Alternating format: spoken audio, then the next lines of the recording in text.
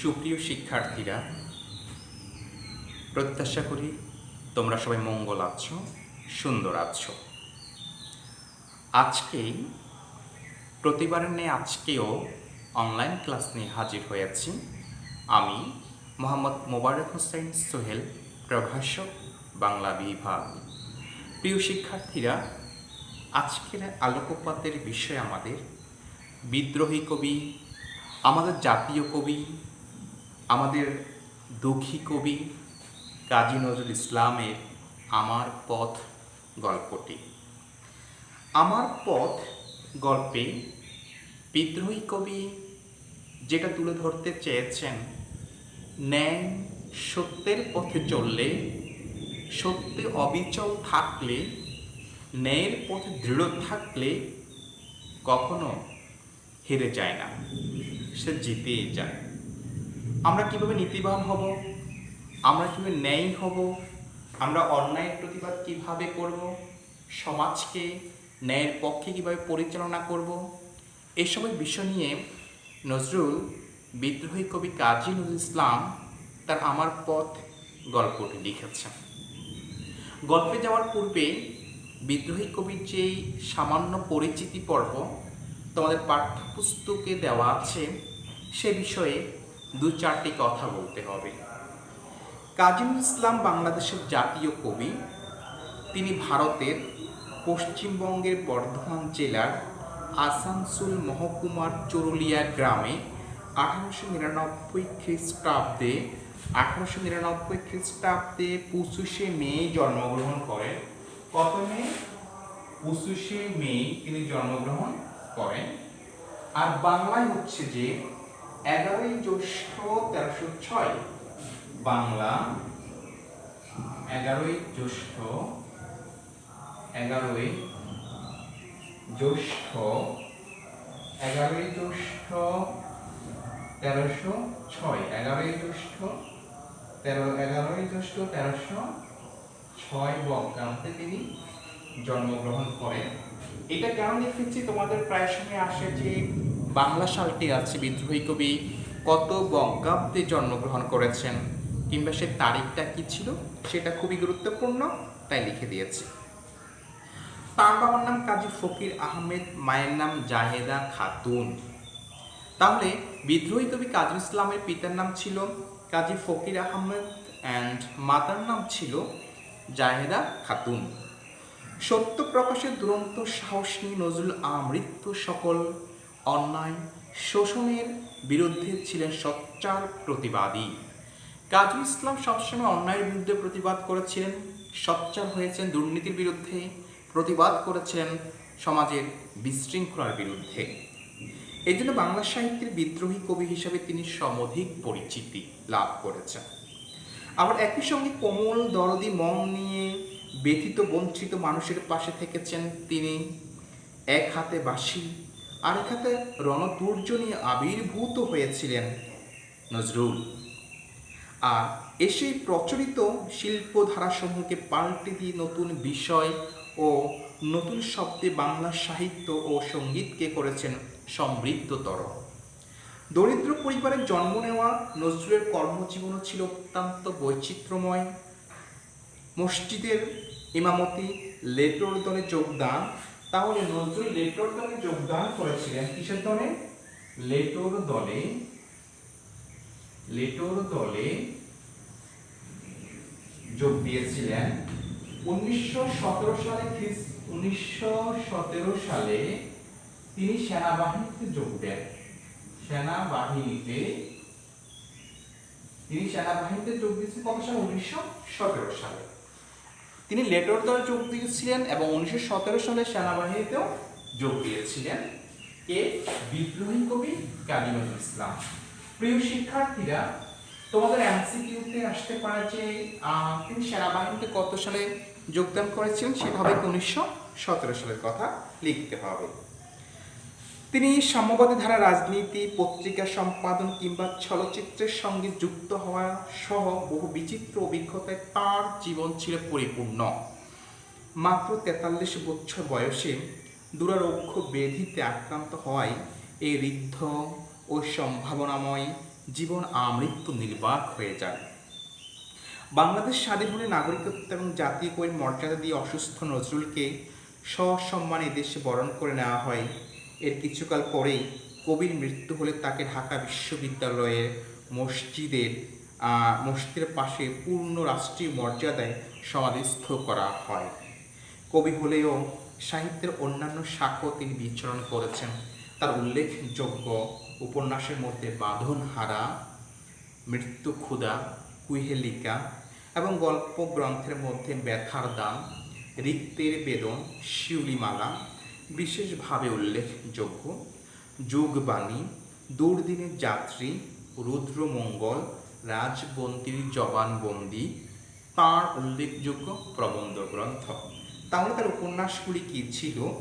বাঁধনহারা, মৃত্যু ক্ষুধা, কুহেলিকা এবং তার গল্পের মধ্যে ছিল ব্যথার দান, রক্তের বেদন, শিউলিমালা।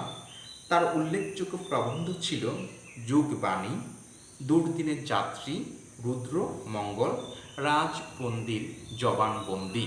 এগুলি তার উল্লেখযোগ্য কর্ম ছিল। এই আমাদের জাতীয় কবি 1976 খ্রিস্টাব্দের 29শে অগাস্ট, কত তারিখে? 29শে অগাস্ট তিনি পরলোক গমন করেন। অগাস্ট কি করেছিলেন? মৃত্যুবরণ করেছিলেন। আর যেটা ছিল বাংলাদেশের 12ই ভাদ্র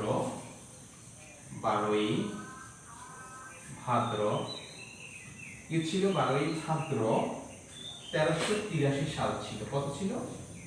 1383 সাল ছিল।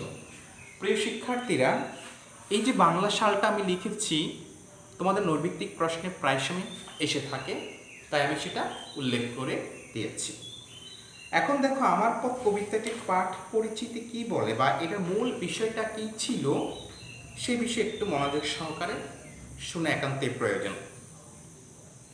প্রবন্ধটি কাজী নজরুল ইসলামের সুবিখ্যাত প্রবন্ধ গ্রন্থ রুদ্রমঙ্গল থেকে, কোথায় থেকে? রুদ্রমঙ্গল থেকে নেওয়া হয়েছে। রুদ্রমঙ্গল থেকে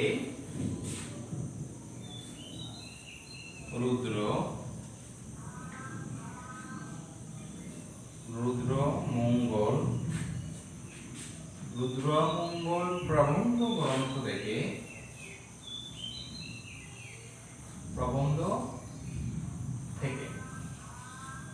নেওয়া হয়েছে। প্রিয় শিক্ষার্থীরা, তোমাদের যদি প্রশ্ন আসে যে আমার পথ গল্পটি রবীন্দ্রনাথ ঠাকুরের কোন গল্প গ্রন্থ থেকে চয়ন করা হয়েছে কিংবা কোন গ্রন্থ থেকে নেওয়া হয়েছে, তখন সেটা হবে কি রুদ্রমঙ্গল প্রবন্ধ গ্রন্থ থেকে নেওয়া হয়েছে। আমার পথ প্রবন্ধে নজরুল এমন এক আমির আহ্বান করে প্রত্যাশা করেছেন যার পথ সত্যের পথ, সত্য প্রকাশিত নির্ভীক অসংকোচ। তার এই আমি ভাবনা বিন্দুতে সিন্ধুর উচ্ছ্বাস জাগায়। নজরুল প্রতিটি মানুষকে পূর্ণ এক আমির সীমায় ব্যক্ত করতে চেয়েছেন। একই সঙ্গে এক মানুষকে আরেক মানুষের সঙ্গে মিলিয়ে আমরা হয়ে উঠতে চেয়েছেন। স্বনির্ধারিত জীবন সংকল্পকে তিনি তাঁর মতো আরও যারা সত্য পথের পথিক হতে আগ্রহী তাদের উদ্দেশ্যে ছড়িয়ে দিতে চান এই সত্যের উপলব্ধি কবির প্রাণ প্রাচুর্যের উৎস বিন্দু। তিনি তাই অনায়াসে বলতে পারেন, আমার কর্ণধার আমি, আমার পথ দেখাবে আমার সত্য, রুদ্র তেজে মিথ্যার ভয়কে জয় করে সত্যের আলোয় নিজেকে চিনে নিতে সাহায্য করে নজরুল এই আমি সত্তা। তার পথ নির্দেশক সত্য অভিনয়কে মেনে নিতে পারে কিন্তু অন্যায়কে সহ্য করে না। সমাজ ও সমকাল পর্যবেক্ষণের মধ্য দিয়ে প্রাবন্ধিক দেখেছেন যে সুস্পষ্টভাবে নিজের বিশ্বাস আর সত্যকে প্রকাশ করতে না জানলে তৈরি হয় পরনির্ভরতা, আহত হয় আমাদের ব্যক্তিত্ব। নজরুলের কাছে ভগ্ন আত্মবিশ্বাসের গ্লানি গ্রহণযোগ্য নয়। এর পরিবর্তে তিনি প্রয়োজনে দাম্ভিক হতে চান, কেননা তাঁর বিশ্বাস সত্যের দম্ভ যাদের মধ্যে রয়েছে তাদের পক্ষে কেবল অসাধ্য সাধন করাই সম্ভব, তাই তিনি দাম্ভিক হতে চেয়েছেন। নজরুল এই প্রবন্ধে দেখিয়েছেন যে তিনি ভুল করতে রাজি আছেন কিন্তু ভণ্ডামি করতে প্রস্তুত নন। ভুল জেনেও তাকে ঠিক বলে চালিয়ে দেবার কপটতা কিংবা যে তাঁর দৃষ্টিতে ভণ্ডামি। এ ভুল ব্যক্তি হতে পারে, সমাজের হতে পারে, কিংবা হতে পারে কোনো প্রকার বিশ্বাসের। তবে তা যাই হোক আর যেমনই হোক, এর থেকে বেরিয়ে আসাই নজরুলের একান্ত প্রত্যাশা। তিনি জানেন এই বেরিয়ে আসা সম্ভব হলেই মানুষের সঙ্গে মানুষের প্রাণের সম্মিলন ঘটানো সম্ভব হবে। মনুষ্যত্ববোধে জাগ্রত হতে পারলেই ধর্মের সত্য উন্মোচিত হবে, এক ধর্মের সঙ্গে অপর ধর্মের বিরোধ মিটে যাবে, সম্ভব হবে গোটা মানব সমাজকে ঐক্যবদ্ধ করা। আর এই ঐক্যর মূল শক্তি হলো সম্প্রীতি। এই সম্প্রীতির বন্ধন শক্তিশালী হলে মানুষের মধ্যে সহনশীলতা বাড়ে, ভিন্ন ধর্ম মত পথের মানুষের প্রতি শ্রদ্ধাবোধ জাগে। আর এই সম্প্রীতির মধ্য দিয়েই উৎকৃষ্ট মানব সমাজ গড়ে তোলা সম্ভব। তাহলে বিদ্রোহী কবি কাজী নজরুল ইসলাম যেটা আমার পথ গল্পে বলতে চেয়েছেন যে, আমি যদি সত্য বা সত্যের বাণী প্রচার করি, ন্যায়ের পক্ষে থাকি, অন্যায়ের বিপক্ষে আমার অবস্থান থাকে, নিঃসন্দেহে এই সমাজ, এই পরিবেশ কিংবা কোনো এক পরিবার একেবারে সাবলীলভাবে স্বতঃস্ফূর্তভাবে সে তার বিভিন্ন কার্য নির্বাহ করিতে পারিবে। এই প্রত্যাশা রেখেই বিদ্রোহী কবি কাজী নজরুল ইসলাম গল্পটি লিখেছেন। এই গল্পটি সামান্য কয়েকটা অর্থ আছে। কর্ণধার হচ্ছে নেতা, নেতৃত্ব প্রদানের সামর্থ্য আছে এমন ব্যক্তি। কুর্নিশ, অভিবাদন অর্থাৎ সম্মান প্রদর্শন করে যারা কথা বলে তাকে বলা হয় কি? কুর্নিশ। কুর্নিশ মাথা নত করে কথা বলা বা সম্মান প্রদর্শন করে মাথা নত করে কথা বলা বা সম্মান প্রদর্শন করা। তারপর হচ্ছে মেকি। মেকি শব্দের অর্থ হচ্ছে মিথ্যা। মেকি অর্থ কি? মিথ্যা। মেকি শব্দের অর্থ কি বলেছি? মিথ্যা বলেছি। মেকি শব্দের অর্থ মিথ্যা। সম্মার্জনা, ঘষে মেজে পরিষ্কার করা। সম্মার্জনা হচ্ছে ঘষে মেজে পরিষ্কার করা। সম্মার্জনা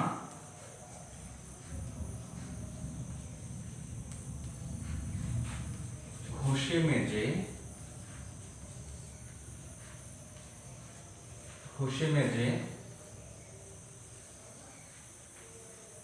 পরিষ্কার করা। কি করা? পরিষ্কার করা। তাই এখানে গুরুত্বপূর্ণ যে শব্দ অর্থ আছে, সম্মানজনক হচ্ছে ঘষে মেজে পরিষ্কার করা, কুর্নিশ হচ্ছে মাথা নত করে কথা বলা বা সম্মান প্রদর্শন করা, মেকি শব্দের অর্থ হচ্ছে কি? মিথ্যা বলা। তারপর এখানে আছে অভিশাপ রথের সারথি। সমাজে নিয়ম পাল্টাতে গেলে বাধার সম্মুখীন হতে হয়, সমাজ রক্ষকদের আক্রমণের শিকার হতে হয়। একথা জেনেও নজরুল তাঁর বিশ্বাসকে প্রতিষ্ঠিত করতে চেয়েছেন। সকল অন্যায়ের বিরুদ্ধে তিনি অভিশাপ হয়ে আবির্ভূত হয়েছেন, নিজেই বসেছেন রথ চালক তথা সারথীর আসনে। সম্মার্জনা বলেছি ঘষে মেজে পরিষ্কার করা, আগুনের জান্ডা, অগ্নি পতাকা। আগুনে সব শুদ্ধ করে নিয়ে সত্যের পথ ওড়ানো নিশান। আমরা জানি যে আগুনে যত শক্তিশালী বিষ হোক না কেন, সেটা যখন আগুনে সিক্ত করা হয় সে বিষ কিন্তু কার থাকে না। নজরুল সমাজের যে অপকর্মগুলি আছে সেগুলিকে তিনি বিষের সাথে তুলনা করেছেন। প্রিয় শিক্ষার্থীরা, আর মূল গল্পে যাওয়ার পূর্বে একটু কথা বলি যে গল্পটি হতে আমরা যা যা শিখিব সেটি হচ্ছে যে, প্রথমত আমরা শিখিব যে অন্যায়ের পক্ষে কথা বলতে হবে আমাদেরকে, আমাদের সত্যের প্রচার করতে হবে, আমাদের ন্যায়বান হতে হবে, নীতিবান হতে হবে। এবং আমরা যখন নীতিবান ন্যায় হব এবং আমরা কিভাবে অন্যায়ের প্রতিবাদ করব, এই সমস্ত ব্যাপারে আমরা এই গল্পটাতে থেকে জানতে পারবো।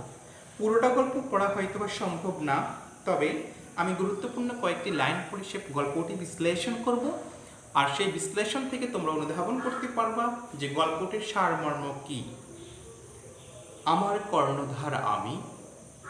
এখন নজরুল, গল্প কথক স্বয়ং নজরুল এখানে নজরুল বলল যে আমার নেতা আমি কারো নেতৃত্ব মানব না, আমি কারো পথ প্রদর্শক হব, কারো অন্য পথ প্রদর্শক আমি হব না, আমি আমার নিজেরই পথ প্রদর্শক। কথাটি গল্প কথক বলেছেন, অর্থাৎ যিনি গল্প লেখক এখানে নজরুলি কথাটি বলেছেন। আমার পথ দেখাবে আমার সত্য, আমার যাত্রা শুরুর আগে আমি সালাম জানাচ্ছি, নমস্কার করছি আমার সত্যকে। প্রিয় শিক্ষার্থীরা, আমরা যখন কোনো ভালো কাজ করতে যাব, কোনো গুণমান কাজ করতে যাব, তখন নিশ্চয়ই আমাদের শ্রদ্ধেয় যারা আছে, আমাদের মুরব্বী যারা আছে, তাদেরকে আমরা সালাম দিই কিংবা নমস্কার দিয়ে সেই কাজটা শুরু করতে চাই। যে পথ আমার সত্যের বিরোধী, সে পথ আর কোনো পথই আমার বিপথ নয়। বলছে যে পথ আমার সত্যের বিরোধী, সে পথ আর কোনো পথই আমার বিপথ নয়। কথাটা একটু শুনে নাও যে নজরুল সত্যের পক্ষে আছে, সত্যের বাণী নিয়ে সে চলে।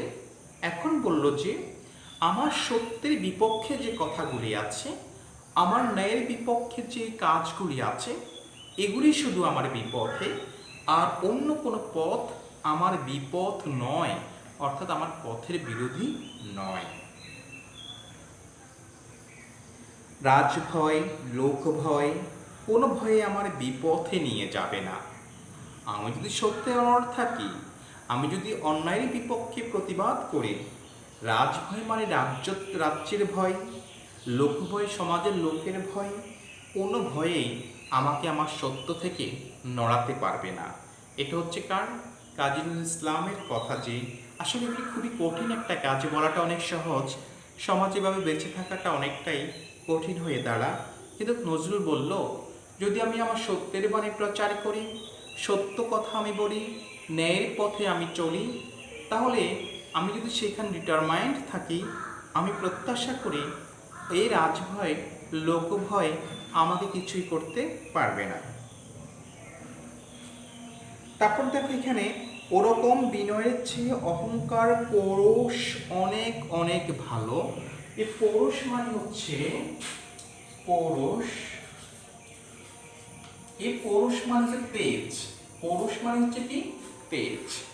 এখন বলা হচ্ছে যে ওরকম বিনয়ের চেয়ে অহংকারের পৌরুষ অনেক অনেক ভালো। এখন এরকম বিনয় বলতে কি বোঝাচ্ছে? ধরো সমাজে অন্যায় কাজ হচ্ছে, খারাপ কাজ হচ্ছে, তুমি সেগুলোকে প্রশ্রয় দিয়েছ, প্রশ্রয় দিয়ে তুমি তাদের সাথে তাদের দলে এক হয়ে গিয়েছ, তুমি তোমার সত্যকে ধরে রাখতে পারো নাই, তুমি ন্যায়ের পথেও চলতে পারো নাই। এই যে বিনয়ী তুমি তাদেরকে দেখিয়েছ, কারণ তোমরা নিশ্চয় জানো অতি বিনয়ী যখন করে তখন সে আসলে ন্যায় পথটাকে ছেড়ে অন্যায়ের পথে ধাবিত হয় বিনয়ী দেখাতে গিয়ে। তখন বললো যে এই ধরনের বিনয়ের কোনো দরকার নেই। তখন তুমি যদি অহংকারী হও, সেই অহংকারটা হচ্ছে নিঃসন্দেহ দাম্ভিকতা, সেটা দোষের কিছু নয়, সেটা নেতিবাচকও কিছু নয়। তাই বলেছে ওরকম বিনয়ের চেয়ে অহংকার পৌরুষ অনেক অনেক ভালো। তারপরে কি বলো শোনো, স্পষ্ট কথা বলায় একটা অভিনয় নিশ্চয় থাকে, কিন্তু তাতে কষ্ট পাওয়াটা দুর্বলতা। কি বলেছে? স্পষ্ট কথা বলায় একটা অভিনয় নিশ্চয় থাকে, কিন্তু তাতে কষ্ট পাওয়াটা দুর্বলতা। ধরো আমি সত্যের কথা বলেছি, নজরুল সত্যের কথা বলেছে, ন্যায়ের কথা বলেছে। এখন নজরুলকে যদি কেউ সেই কটাক্ষ করে কথা বলে, অপমানিত লাঞ্ছিত করে কথা বলে, সেইটা নিশ্চয়ই কিছুটা হলো তার মন খারাপ হবে, কিছুটা হলো সেই বিব্রতকর অবস্থায় পড়ে যাবে।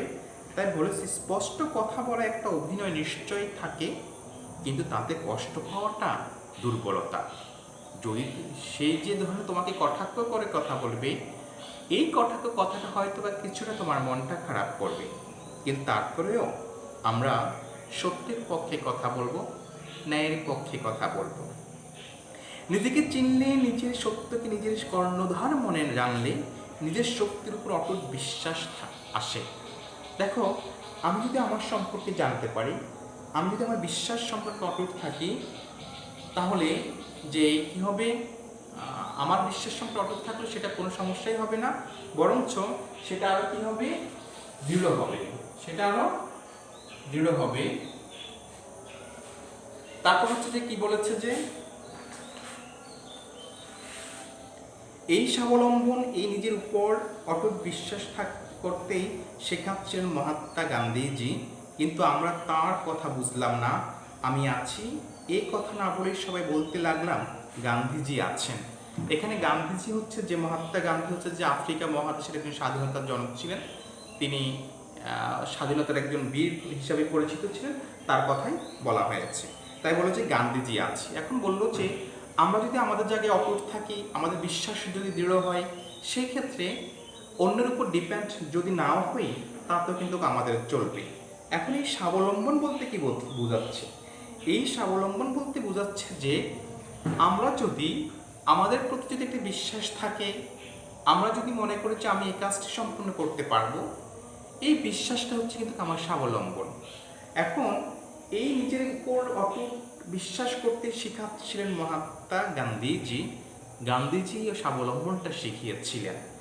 আচ্ছা, কিন্তু আমরা তার কথা বুঝলাম না, অথচ তিনি যে বিশ্বাসটা তৈরি করতে চেয়েছিলেন সেই কথাটি আমরা বুঝি নাই।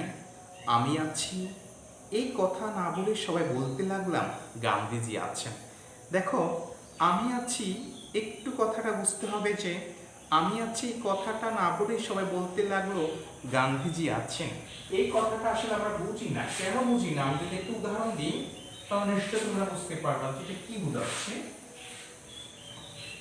যেমন এক শিক্ষক ক্লাসে বলল যে মাই হেড, মাই হেড। শিক্ষক ক্লাসে পড়াচ্ছেন মাই হেড অর্থাৎ আমার মাথা। এখন ছাত্ররা যখন ক্লাস করছিল, এখন ছাত্ররা ধরেছে শিক্ষকের মাথা। আসলে শিক্ষক যদি মাই হেড মানে আমার মাথা, ছাত্রদের মাথা বোঝাচ্ছে, কিন্তু ছাত্রছাত্রী ধরে নিচ্ছে যে শিক্ষক তার মাথার কথা বলেছেন।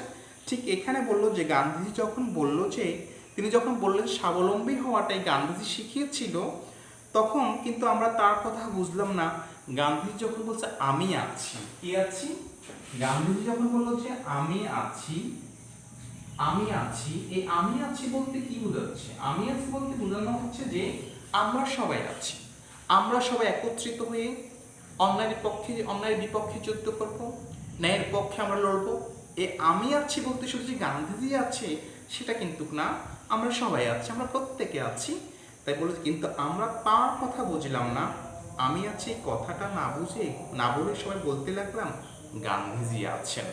অর্থাৎ আমরা বুঝলাম যে আমি আছি বলতে গান্ধীজি বলতে চাচ্ছে যে তিনি নিজেই আছেন, কিন্তু সেটা না, মাই হেড এর মতো না, এটা হচ্ছে যে আমরা সবাই আছি।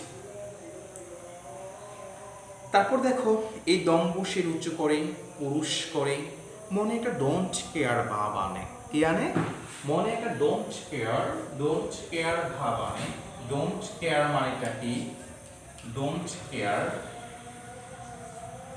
কেয়ার মানে হচ্ছে যে কোনো ভয় নেই, কাউকে আমরা কেয়ার করি না, কাউকে আমরা ভয় পাই না, এটা হচ্ছে ডোন্ট কেয়ার। তো দেখো, তারুণ্য বয়সে বা তরুণ বয়সে সাধারণত আমাদের মনে একটা তেজ থাকে, আমরা সবকিছু মনে হচ্ছে সবকিছু ধ্বংস করতে পারবো, একটা শক্তি থাকে।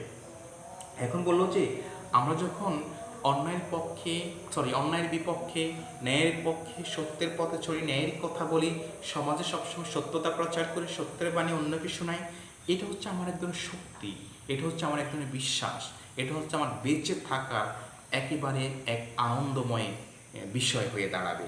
তাই তিনি বললেন যে এই দম্ভ শির উঁচু করে, আমি যদি সত্য থাকতে পারি, শির মানে মাথা, আমি সমাজে উঁচু হয়ে দাঁড়াতে পারবো, সবার সামনে কথা বলতে পারবো।